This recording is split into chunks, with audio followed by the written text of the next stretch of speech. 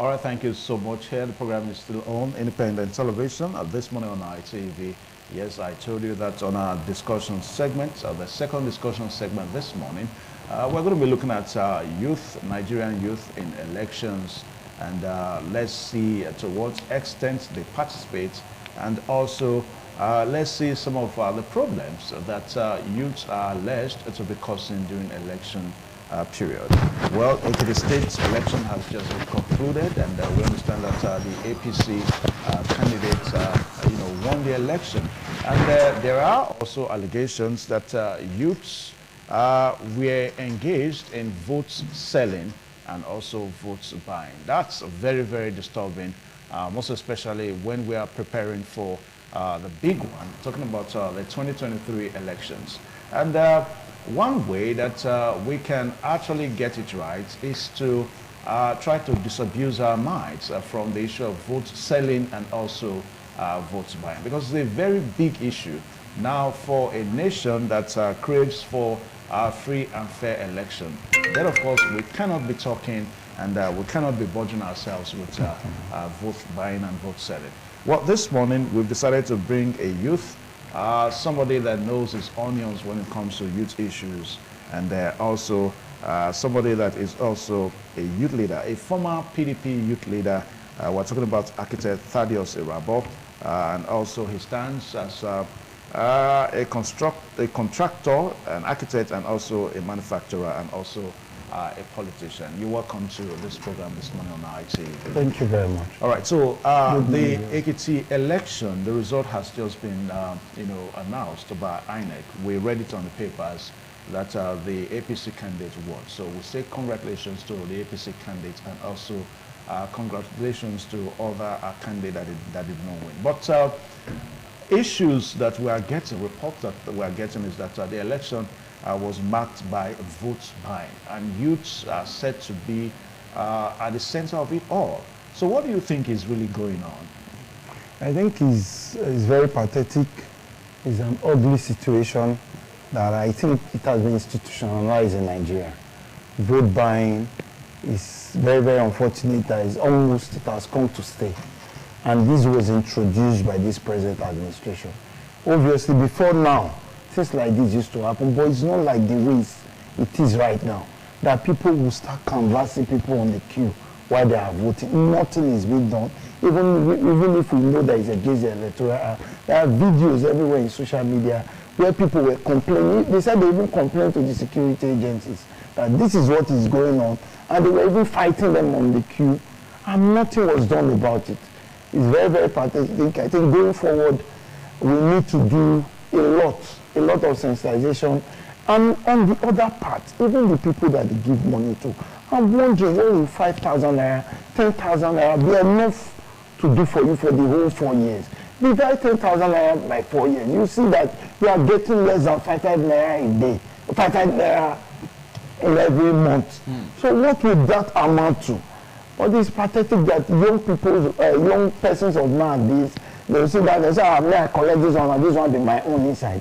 Forgetting that anything you do today also have ripple effect on you. Some of them are sitting down because of ASU strike. If the system was right, I don't see why a program that would have elapsed in 4 years is taking you 7 years. Who are you doing? You are only doing yourself. With the peanut that you take today and you pay for it in 1,000 tomorrow. Well, I don't know our young people of today until we decide to take our destiny around. I thought things would have been different, seeing the sensitization going on and people shouting that, they want to do things differently. Some are saying they are obedient. I was surprised I didn't see anything like obedient there. I didn't see any change in the way things have been done. You see that, whosoever that brings money, the highest bidder always win election in Nigeria. Nobody cares about your credibility. Nobody listens to manifesto. Nobody knows. Nobody cares to know what you will even do for them. But what you just give them that day, that is what will do. Until you decide to take their destiny in their hand, I think Nigeria will remain like this. Now, there is a revolution that seems to be going on. The revolution borders on PVC. some persons call it PVC registration now, PVC registration revolution, that a lot of youths are so interested that they actually want to get registered, that they want to have their PVC so that they can vote in next year's election. Now, if that is a move, which personally I applaud, but when we get these stories of vote buying and all that, vote selling and all that, are you sure 2023, is it prospective, is it promising in any way? Like what I usually say, one thing is to get your privacy. The other thing is to be committed to the process. It's not because of social media bandwagon, like everybody, oh, it's PVC. People are just using it for fun now. They are not actually serious. A lot of them will get it. On that day, they will not even know their voting center. First of all, for you to be committed politically, you have to even get involved in politics. Be involved. That is a process of the revolution, not just getting your PVC. Getting your PVC that day, there is queue, the cadre that is not functioning well. Will you stay under the rain or under the sun for that long? Do you have that tenacity? Or at the end of the day, will you go and still sell this PVC for 5,000 naira or 10,000 as we just witnessed in the kitchen? Is it not the same youths that are clamoring for change? I say, oh, we have suffered a lot, we want change. Are the same people that they paid yesterday and they voted against their conscience? Is this the kind of revolution we are talking about? I think there is a lot that needs to be done going forward, but thankfully, we can see that the political system is wearing a new face. During these sales of House of Assembly from Senate, you see a lot of youths were the people that purchased it. For in Edo State, we had over 162 persons that bought the House of Assembly from. I can assure you that over 120 of those persons were youth under 40. I think it's a welcome development, it's a process that will lead to something. But if we are saying to materialize in this 2023, I sincerely doubt. Now, with the recent developments now, youths getting involved, allegations that youths sell their votes. Do you think these youths that stands as candidates now in various political parties, will they win the election? Because the older ones, the older politicians seems to have the money that, for example, you are a candidate. Can you withstand an older politician that has more money than you? I think my own case, I would say, is different. Why? Because I've been in the political process. I've gotten some political position that I used to also influence people. Maybe you also amassed some money. No, it's not about money. It's your goodwill. I've been able to use my political position to amass some level of goodwill. I wasn't the richest in the primaries that took place, but I won with a landslide. I won somebody that was a minority leader in my constituency. I won a former local government chairman in my constituency. I defeated a 7 commissioner in my constituency. That shows that when people know you for something, I think it's about capacity building. Over time, people have seen that this person is committed, is doing what is right, he has been able to leverage on the little position I've gotten, and he has influenced even people more than the ones that have gotten elected position. I guess that was just the drive and the ability to also see people's plight. Somebody can tell you, it might not because I didn't even know I was going to run for this, but somebody can tell you, I'm not feeling fine. And even just come on 20,000, 10,000, I'm not feeling fine, take this 50,000 for it. It goes a long way. When time comes, they say, you don't even know, say they run the election, but he did this for me. So when people have things to say about you, it's easy for you to convert the electorate. All right, so, and I believe that will play out for me also. All right, so the challenge that the youths canvassing for elective position in this 2023 election, the challenge that they face now is that they may not be able to wrestle with the political bigwigs that have all the money, to buy their vote. That's what I'm saying. And that's what I'm saying. I said, first of all, you must be somebody that is grounded. Yeah, no, you probably know about yourself, not other candidates. But if you are a new friend in the field, obviously they're going to, like what happened in Ekiti, you see that the PDP was divided. The SDP candidate was a former PDP member that left PDP for SDP. And he came out second. So until there is this synergy and the people are resolved to do what is right, that's when you can say. But when you think, oh, because I have all the power, I'm going to impose so-and-so person, it will always be counterproductive. Imagine, even if with all the money that the ruling party spent in this election, if the PDP was united, SDP and PDP, they were united, I think the result would have been different. Well, when you say the ruling party, I think we have to be careful with the way we No, say no, that, but the report we are getting is that the allegation is not on any political party. It is. It is an open secret. There's no need. See, this is a problem I see with the media. I understand that, okay, you people want to balance the NBC, you want to balance, but at the same time, until we start telling ourselves the truth, this country will not move forward. There's a lot of shadiness going on, trying to look for political solution. Let's balance the equation until we start hitting hard. No, what about if I had told you, Thaddeus, if I had told you, or if INEC had told us that PDP, your own party, won the election in Ekiti, then of course there are allegations of vote buying. Would you talk? I would have said the same thing. If actually our party bought vote, why? See, until we start doing the right thing, this country will not move forward. Everybody is suffering it, whether APC or PDP. We go to the same market. Our children go to the same school. Our friends, our younger ones are in the same university. There is no separate university for APC member. Neither is there separate university for a PDP member. Until we now say, oh, let's move Nigeria forward. Go and check all the indices. You see that Nigeria is actually on the decline. So if we keep pretending when we know that the country is on a reverse gear, we are all going to suffer. A lot of persons, even in my estate, a lot of persons are relocating out of the country. We don't even think about brain drain anymore. Nobody calls it that. But we now call it survival instinct. We are going abroad and things will be better. Nobody sees the effects on our economy. When the best of us are leaving the country, why only the worst of us will remain here, where you can induce with money, you can induce them during election. That is a serious problem for the country. Let's be political party. Let's look at the real issue facing this country and how we can provide solutions to it. Whether PDP does the wrong thing, I think it's time that everybody comes out to say this is wrong and this is right. Let's not sugarcoat things. We will see that a lot of people came out. These people are buying votes. And they mentioned the political party. And you know, you people also covered it. So I don't know why. What we saw is social media reports. And you know, any person can make anything and put on the social space. So that's an on issue. the election queue, when you are seeing people voting behind them and it's complaining that this is what they are doing. I can show you what happened in the last election. Then I'll tell you it just happened yesterday. You will believe. Well, anyways, that social media is not guided by law. But at the same time, we know these things. It's visible to the well, the question, architect, the question we're really asking the Nigerian youth. Are you sure the Nigerian youth is ready for the new Nigeria we all yearn for? Because so much is so desired in next year's election. If we have this situation now, are we ready for the new Nigeria? The truth of the matter is that, especially, I think Nigerian youth, we are divided into two. The A list and the B list. The elite group, the ones that are educated, and the ones that are not, the ones that you can just sway. The educated one, from this new revolution, we can see some people that can eat, some people that can even buy food for people on election ground, not to infuse them because people are hungry. They are beginning to get interested in politics. But how far can they push this?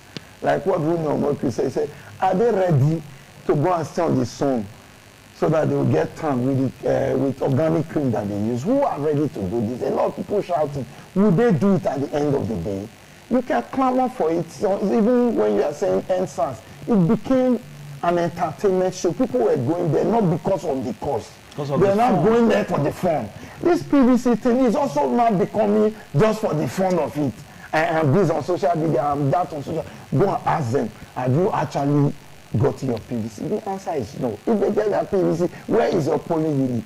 Who is your unit chairman? There is a more to this thing than just getting your PVC.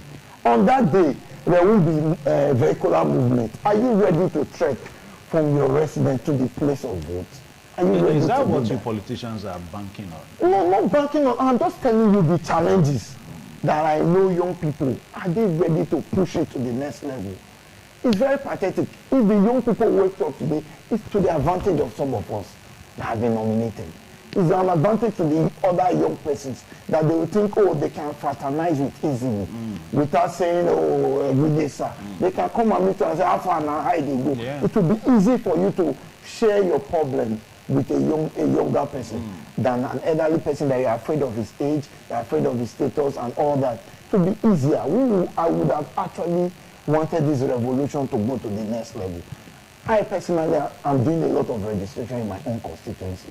So if we have dedicated persons actually doing this, not just for social media, people that are really on ground that are ready to go through this, I think the result might be different. But I sincerely doubt, because a lot of people, the vulnerable ones, the people from the north, that you just give direction and they do what they have to do. And the south again is divided. Some are politically influenced. I mean, there is nothing you tell me today that I will vote against my party, the PDP. That one is for sure. So there is nothing. So it's also divided in the south. It's not based on religion. It's not based on the character.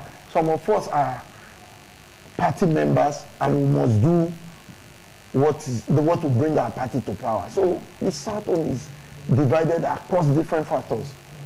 Now, and that is the worry. When we talk about the youths most times in election, minds easily go to the male youths, you know.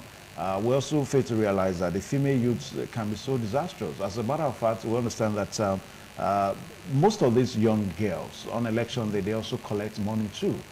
Young girls need money to buy a recharge card as low as 2,000 naira, 3,000 naira, 5,000 naira. They collect money and all that. So let's begin to talk in a certain way that we can talk to everybody generally, that we are obviously not meaning the male youths. We are talking about the female youths and the male youths too. I want us to do that. No, I think if we are saying youth is a general language. Yeah, but most times, why you look at the male youths more? Because they are more forceful. They are the one that politicians will give money to go and share. They are the one that they will employ for thuggery. They are the one that they will say, oh, go and steal those valuables. So the activities of the male youth have been very pronounced over the years. But don't forget that a lot of female youth, they also go to the field. On getting there, they don't even know who they will vote for first of all. They have their PVC and they are waiting for any person that will just approach them. They are not concerned about politics. The sensitization is, first of all, get them committed to politics. When I was a state chief of PDP, I opened the female youth wing of the party, even if it was not constitutional. But I had coordinators in each of the local government to carry them along. Yeah. That will help to sensitize them. But you now know, okay, what politics is all about. It's not just what you read on social media, the one that is fun, you post it through. But you should get committed to this process, because this process determines everything about your being. If you will be poor, if you will be prosperous, if you will be engaged, if you have money after school, if you have job, it depends on politics. Until people take politics serious, your life will be meaningless. Because everything, if you go to school, you graduate, and there is no job for you, you are already a liability to the community, and you are prone to anything. That is what will push most of these young girls into prostitution. People that are actually working. A lot of girls are working in the bank. You won't see them on the street. Also, even if you cannot just put it to poverty, some persons just like doing that. But at the same time, 80% of people on the street, 80% of girls who hook up, it's tied to poverty. It's tied for the fact that they are not doing anything. So there is a lot that needs to be done. Nigeria has not helped any youth as a country. Nothing, millions of people. You cannot say so. No. Let's look at the index. In peradventure, over 10,000 youth, 10 million youth leave university every year, or let's say 5 million youth. And the job available is only 1,000 jobs. What happens to the rest of them? That is what we are looking at. You see a lot of persons are graduated from the university, now going to learn tailoring, now going to learn hairdressing, which we have done in the first place. I think our university environment has also helped the country. We are only bringing out graduates, but we are not bringing professionals out, people that can come out and stand on their own. That is the advantage of reading courses like architecture, medicine, that when you come out on your own, you can. I've never worked for anybody except during my IT, or when I just came out of school, I just needed to get. It's not actually like you were paying me, it's just an attachment where you got. So that is the kind of thing we're thinking about. I think our university should be redesigned to vocational centers. Yeah, but we have that. We have entrepreneurship programs. No, there's this stigma that you are not a graduate. Our school university should also put in vocation into the university, that when I'm living as a hairstylist, I should be BSc hairstylist. Do you understand? So that you tick all the boxes that, oh, I have BSc and I also have something doing. That is why you see a lot of people who use 6 years, 7 years plus high school strike after graduation, after NYSC, they'll still go and learn. And that is waste of time. But if you have stayed that 6 years, learning that same trade or just making clothes, you will be better than somebody that learned it in 3 months. I don't know if you get it. There are ways you can actually fuse this thing into it. It shouldn't be separated. People that read electrical engineering, only like 10% of them can actually wire a house. While you see the artisan that actually learned it in 3 years will go and wire your full house and they know what to do. So what we mean is that let's do more practicals in our university, so that when you bring out people, you're not bringing out big graduates. You are bringing people, even if there is no market, they can create employment for themselves and for people around them. I think this will go a long way in trying to salvage this vote buying, salvage these electoral malpractice that they use you to do. Because when you have something doing, how much are you going to give me today that will vote for your candidate? It's not possible. I don't know if you get it, or how much will they pay you that you have a job that you're doing?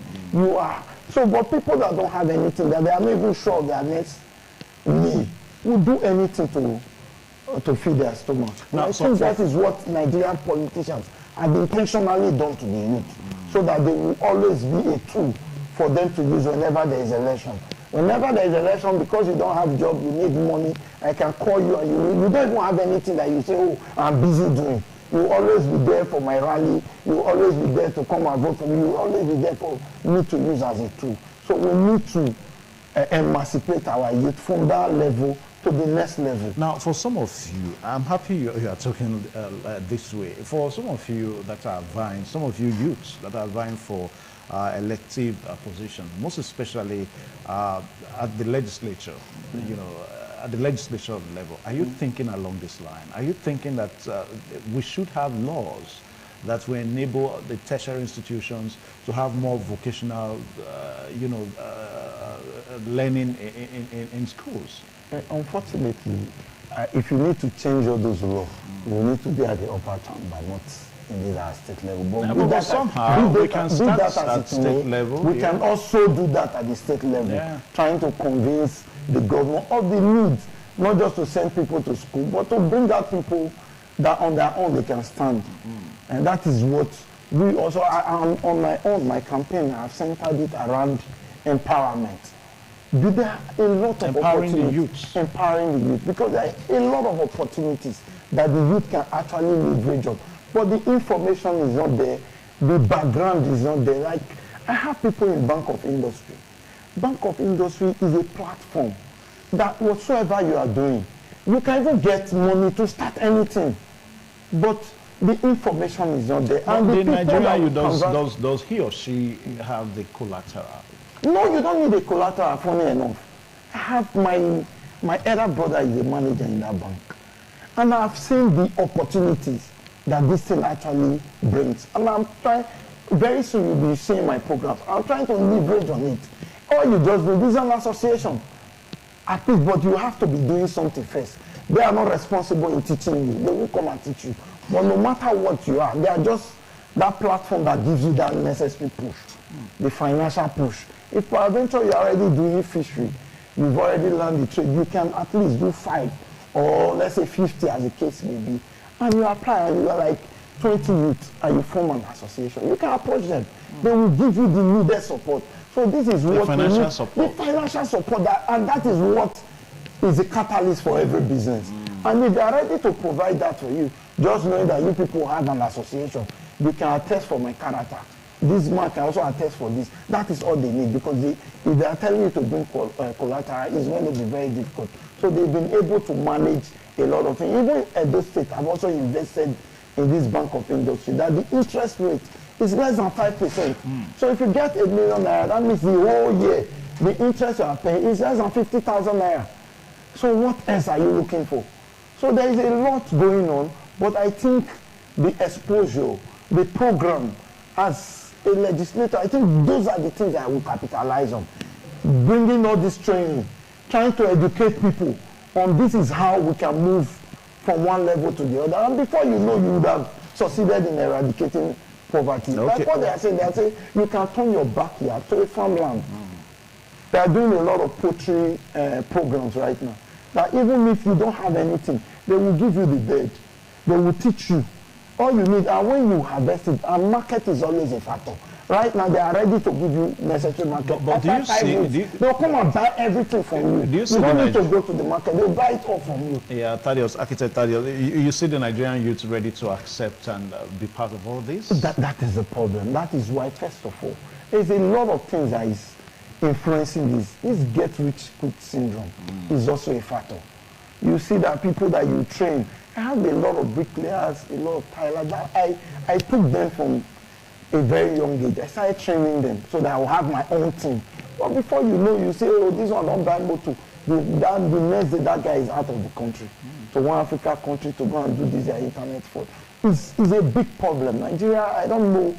It's going to take a lot for us to revive this whole system. Okay. Now, a while ago, you talked about sensitizing the youths so that they know the ills and the evil of selling their votes on election day. You are a politician, and you are vying for next year's election. The politicians, are they sensitizing the youths, in this direction? Obviously, some would do that, but I can speak for myself because I can't speak for everybody. For myself, I try as much as possible to encourage the youth around me. I guess that was why when I came out, I got the necessary support because they know this person is not thinking about himself alone, but how we can together change the system, how we can together change the face of youth leadership. I was a youth leader. I guess that was the time we met. I don't know if you know the present youth leader. I don't know if you know him. But it's for the opportunity that whatsoever you get, see how you can leverage on it so that you impact people via that position. And subsequently, it can also influence or help you back in the nearest future. That is it. So the best thing, if peradventure you help some persons, or during their trying years, you taught them how to lay ties, you enroll them into this artisan school, even if it's a local one, that you're able to be a part of. When they stand on their own, I know a lot of them that say, oh, let me go do your poster. Some persons have done cards for me, some have done shirts for me, because it's a ripple effect. Yeah, we are talking about this sensitizing the youth, against vote selling. Because if you don't sensitize the youth now, on election day, they may sell their votes against you. That is what I'm saying. Until these people can stand on their own, vote buying and vote selling will always be there. Really? Yes, I'm telling you, because these people are hungry. They are not sure of their next need. And there's no that result that, oh, this is what we are going to do. We want this person, we want this person. They can clamor for you to the end, to the last moment. At that last moment, when they see money, they will forget everything that they stand for. It's very, very pathetic. Nobody at this time, I don't want to call political parties' name, but nobody thinks at this time that a certain party by this time will still be winning election in Nigeria. Going by the facts, going by what is happening, going by what Nigerians are going through, going by the Nigerian youth that are sitting at home. And they will see open their eye, collect money and vote. So it's an unfortunate situation. So now that we have this situation now, what should we do? The only solution is for us to, first of all, create employment for these young people. Create opportunity for these young people. That is the only way out. If you are telling them, oh, you sensitize them, you are just wasting your time. You will sensitize, you say, if you sensitize 100, only 20 souls will you recover from those 100. Because a lot of persons, when you are hungry, your decisions are influenced by your stomach. Because if you are not eating and somebody is telling you, look at money, don't take money, don't worry, things will be fine. It's only a few persons that will believe that. But what we are saying today, we need to appeal to the youth that the only way is to stay in that hunger a little more for things to change. You cannot think of the immediate solution and you leave the long-term solution. You must suffer through it. I read architecture. I did almost 8 years in university because of strike and all that. There are times that you might not even have food. I went to school with only my mom. I lost my dad at a very young age. So you have to stay. But even while I was in school, I bought a car for my mom because things started changing. I started getting a contract while I was doing my master's. So that is just for you to just wait a little longer. Things will be after the darkest. Are you asking Nigerian youths from now till 2023? This is just June. We are talking about in another 6-7 months. It's less than 7 months. If they go by the way we are going right now, that okay, we want to change. We want change. We want things to even go back to, even if it's just 2015 here. If we can move Nigeria to that state where we can still buy fuel for 97 naira, we can buy diesel for 180 against 85. Go and check hotels, see how much the cost of running hotels right now because of diesel. Things are not funny anymore. So if we can even move Nigeria to that interim first, I think it will be something that we all applaud. Not that things are always on the decline. Today you go and buy rod. And in the construction industry, you buy rod today. After 2 weeks, go back. The price is almost × 2. Things are just going. They are just rising as but that's it's not only in Nigeria. No, okay, they said diesel for 85,000, 850 even in Ghana here. The answer is no now. Let's not start trying to cover up things. Things are bad, and we know it. And what we should be thinking about is how to remedy the situation, not trying to cover it. If we keep covering it, we will never get solutions. So what you are telling the Nigerian youths this morning is that they need to wait a little longer. Just stay focused for a little longer. By the end of February, things will start turning around. But if we think we are in the same path that is already leading to destruction, and you want to stay there because of selling your goods, because of 5,000 or 10,000 naira, you will be doomed. There is no separate market for the politicians and the commoners. But the truth of the matter is that the politicians, the people in power, will have money to always buy their way in the market. You will be the one that will suffer for another 4 years. So all we need to do is to stay focused. Let's see how we can change things. Let's see how we can put Nigeria in the right direction. That even it's not going to be a miracle. Things will not change one day. But let's know that there is even a conscious effort to redeem things.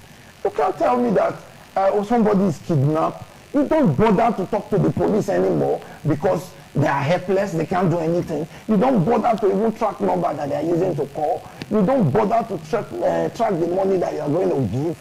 It's just, you just do it and you move on. Is that the kind of country we want to stay in another 4 years? We need to think about a solution. The military, I don't know if there is still military in this country. We have military. That you say, oh, insurgents are not having a free day in their field. Every day you hear, 50 persons were killed, 100 persons. Is that normal on the news? Nobody now reads it and say, oh, somebody died again. Death in Nigeria is now as common as nothing. That somebody was kidnapped along the line, couldn't pay ransom, he was killed. It's no longer news. You people don't even bring it as news anymore. It's no longer news. That is the level that we have gotten to. That where the government has failed, we are not even looking at it anymore because it's not normal. It's not a way of life. You wake up, you are not sure if you get home.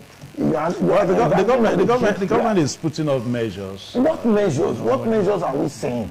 That you now see that, between if you are going to Abuja now, you have to engage in 3 days prayer and fasting before you end. Is that the kind of country we want to live in? Is this what we still want to continue on? Before now, you can drive. My business is in Abuja. At times I flog Edo, Abuja Road 2 times a week. I move anytime. At times I'll move by 5 o'clock in the evening, leaving Abuja to Edo. Who dares that now? Who dares that now? So we need to wake up. Nigeria is on autopilot. Nobody is controlling anything that is happening. No, people, we have government. All we hear is that I am shocked. Where the person that you are supposed to complain to is telling you that I am shocked. I assure you. We are tired of assurance. We need action. We need what will move Nigeria to the next level. And that is where we are begging our youth. It's time for us to make the right decision. Let's leave stomach infrastructure alone. So just a few while. No matter what, it's just for a few while and things will return back to normalcy. Okay. Where your business, you can sell your business. Before now, I have a paint company that you sell a bucket of paint, silk for 25,000, right now it's 55,000. Or just a single bucket? For a single bucket. If you are not eating, will you go and beautify your house?